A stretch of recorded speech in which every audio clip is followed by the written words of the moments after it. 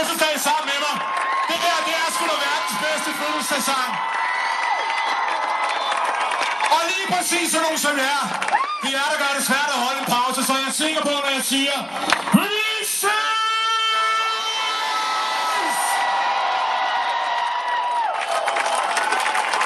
Pau, han har fødselsdag, og der har han jo i dag. Pau, han har fødselsdag.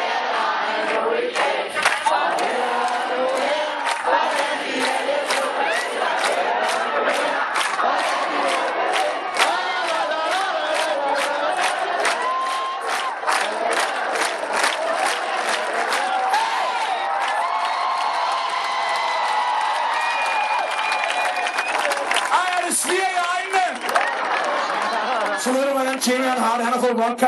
Over 500 flasker vodka i hovedet. Jamen, jeg har simpelthen stor medlidenhed med mand. Han har også fået det mest silkefine og fantastiske hår. Pau, du har fødselsdag. Hvordan føles det? Jamen, det føles jo faktisk langt bedre, end dengang jeg var lille, fordi der var sgu da ikke så mange, der sang fødselsdagssang for en dengang. Og det var rent. Ja, der er vinder fra X-Factor over det hele. Lige præcis.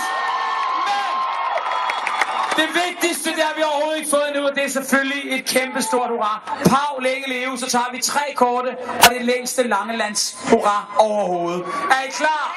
Pau, længe leve, hip hip! Hurra! Hurra! Hurra!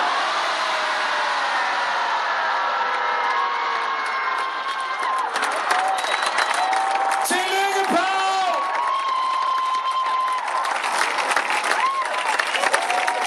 Og med det, hallo. Er det ikke sådan, man gør?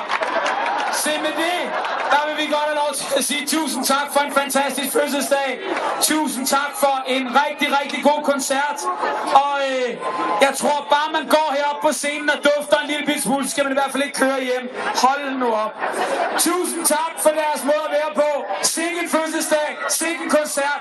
Og det er slet ikke slut, fordi når klokken den er 22:30, mine damer og herrer, hvem har vi så?